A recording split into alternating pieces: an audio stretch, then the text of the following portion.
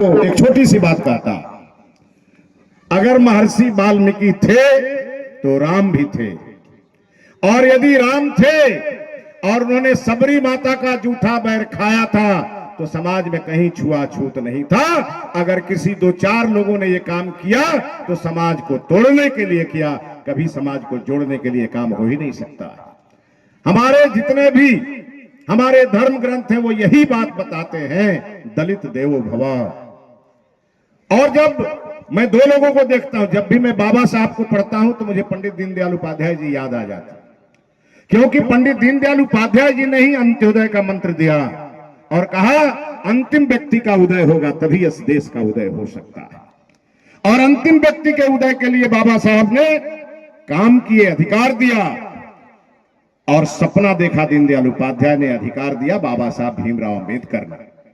अटल बिहारी वाजपेयी जी ने जब 2004 में फूड सिक्योरिटी एक्ट लाया और उसको लाया तो उन्होंने पार्लियामेंट में अपने भाषण में कहा, यह कानून बाबा साहब भीमराव अंबेडकर के चरणों में मैं समर्पित करता हूं।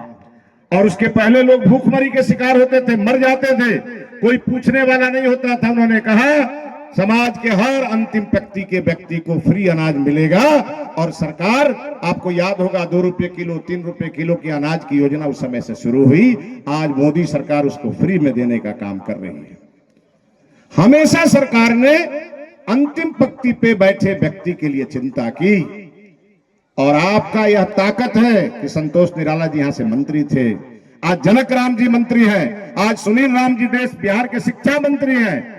किसी को कहने की हिम्मत नहीं है कि बिहार की शिक्षा की जो किताबें पढ़ाई जाती है उसको कोई बदलने का काम करेगा, क्योंकि आज देश में मोदी जी बैठे हैं, बिहार में नीतीश कुमार जी बैठे हैं और पूरी तरह बाबा साहब भीमराव अंबेडकर के संविधान के हिसाब से ही दिल्ली की भी सरकार चल रही है, बिहार की भी सरकार चल रही है।